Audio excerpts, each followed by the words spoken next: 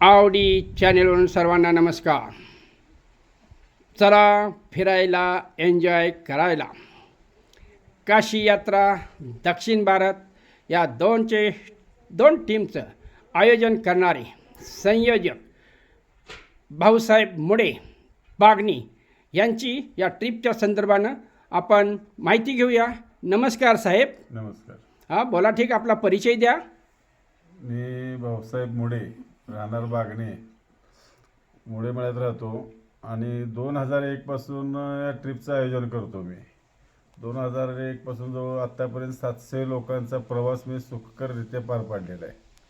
काय आता ह्यानंतर आता दक्षिण भारत आणि काशी दोन्ही यात्रा परत गाडीचा ओपन केलेली आहे. आणि ट्रिपमध्ये सगळ्या लोकांची वैयक्तिकदृष्ट्या काळजी घेणं, त्यांच्या चहापाना, नाश्त्याची व्यवस्था, राहण्याची व्यवस्था, गरम पाण्याची व्यवस्था, अशा चांगल्या नाश्त्याच्या वगैरे सुविधा चांगल्या असल्यामुळे लोकांचा विश्वास आपल्यावर वाढलेला आहे. काय अशा पद्धतीनं हे ट्रिपचं नियोजन आहे. आता पहिली ट्रिप आमची एक जाऊन आली 100 लोकांची. आता दुसरी ट्रिप निघाल्यास 29 जानेवारीला काशीची आणि 10 फेब्रुवारीच्या दरम्यान दक्षिण भारतची आहे. ज्यांना आपल्याला नावं नोंदवायची असेल त्यांनी आमच्याकडे आमचा फोन नंबर दिलेला आहे. त्या फोन नंबरवर कॉन्टॅक्ट करा, नाव नोंदणी केली जाईल. हां ठीक आहे. आता आपण या संयोजकांना आपल्या काय प्रश्नावली आहे, आपल्या काय अडचणी आहेत हे त्यांना आपण विचारूया. मुडे साहेब, हे पहा, आता तुमच्या ह्या ट्रिपमध्ये वयोवृद्ध, तरुण वगैरे काही आजारी लोक देखील असणार आहेत, औषध पाण्याचेही लोक असणार आहेत. आता तुमच्या ह्या पैशामध्ये तुम्ही ह्यांचं औषध पाणी करणार का हो?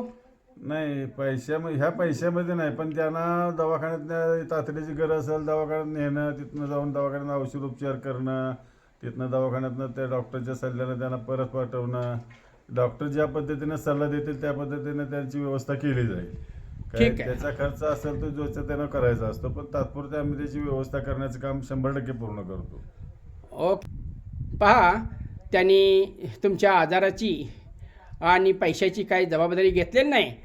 फक्त ते तुम्हाला काही जास्त त्रास होत असेल तर दवाखान्यात घेऊन जातेली, दाखवतेली, डॉक्टरांच्या सल्ल्यानं सगळं पाहतेली आणि बाकी जो काही खर्च करायचा आहे हा तुम्ही करायचा आहे. बरोबर आहे ना? बरोबर. ओके, ठीक आहे. आता बघा, काही लोकांची तक्रार म्हणजे नव्हे, पण ते म्हणले, अहो आमच्या मंडळीला जरा गाडीत उलटी होती, हे होती, ते होती. मग त्यांच्यासमोर आम्ही हा विषय मांडला. त्यांना म्हटलं उलटी होणाऱ्या माणसानं काय केलं पाहिजे, तर त्यांनी थोडक्यात सांगितलं.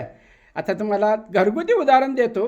एखादं जनावर जर लय भुजणार असेल तर त्याला कशाला भुजतं? वाहनांना, रस्त्याकडेला वगैरे. तर त्या जनावराला रस्त्याच्या कडेच्या झाडाला बांधून ठेवतात. नाच किती नाचायची, पळ किती पळायची. आता ते काय करते बिचारा, शेवटी वाहनांची त्याला सवय होती, पण मग ते असं कुठेही हे होत नाही, फेल होत नाही. तर आता ह्या उदाहरणाचा बोध तुम्ही लक्षात घ्या. आणि ज्या लोकांना प्रवासामध्ये उलटी होती किंवा गाडी लागती त्या लोकांच्यासाठी आपल्या मुडे साहेबांनी काय केलेलं आहे बघा. एक उदाहरण सांगा सर, तुमचा अनुभव. काही लोकांना उलटी कधी प्रवासात फिरलेल्या नसतात, त्यामुळे त्यांना उलटीचा त्रास असतो. नाही असं नाही, पण त्याला उलटीच्या गोळ्या वगैरे दिले, 1-2 दिवस त्यांना त्रास होतो. एकदा जर त्यांना ते हवामान मानवलं, गाडीचा प्रवास सुरू झाला, तर त्यांना 1-2 दिवसांना परत त्यांना कंटिन्युटी त्रास अजिबात होत नाही. का आता आमच्या गेल्या वेळेच्या ट्रिपमध्ये एका बाईला असे त्रास होत होतं, पिकळून पडली. 1 दिवस पडली, 2 दिवस, दुसऱ्या दिवशी आम्ही त्याला लिंबू पाणी, सरबत, काय ते मेडिकलमध्ये उलटीच्या गोळ्या वगैरे घेतल्यानंतर ती सुरुवात लागली, पण येऊपर्यंत त्यांना उलटी नाही झाली. हां ठीक आहे. पहा, यांनी चांगला अनुभव सांगितला आहे. म्हणजे कुठलीही सवय ही जास्त वेळ राहत नाही आणि एकदा त्या सवयीचं, आजाराचं जर का आपल्याला फरक पडला तर पुन्हा कधीही उलटी होत नाही. धाडस करा. जरी उलटी होत असेल तर 1-2 दिवस तुम्ही होईल तुम्हाला त्रास, पण नंतर एकदा गाडी सुरायला लागली, एकदा पोटातलं गुडू थांबलं की तुमची उलटी आयुष्यभर जाणार आहे. धाडशी माणसाला नशीब साथ देतं. आता बघूया आणखीन काय त्यांच्याकडून अनुभव मिळतोय का. हे पहा, आता ही एवढी 100 लोक, 200 लोक किंवा वारंवार ट्रिपा करतात, पण आपली लोक कशी लक्षात ठेवायची ह्यासाठी ह्यांनी काय योजना केलेल्या आहे बघूया. साहेब सांगावं, तुम्ही कशी लोकांना ओळखता? आपल्याच गाडीतली लोक आहेत.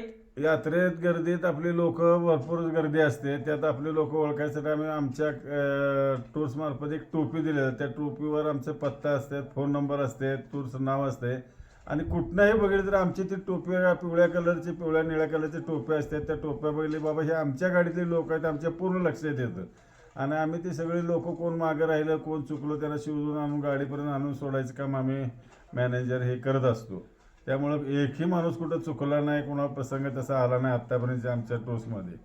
ग्रुप असल्यामुळं ते टोपीच्या आमच्या ह्याच्यामुळं लगेच ते लक्षात येतं आमच्या, बाबा हे आपल्या गाडीतली माणसं आहेत, हे आता इथे चुकलेले आहेत, त्यांना इथनं घेऊन यायचं. टोपी दिसली की आम्हाला बरोबर ते माणसं आमच्या गाडीतले लक्षात येतात आणि आम्ही शेवटी मागं राहून सगळ्यांना गाडीपर्यंत घेऊन यायचं काम करत असतो.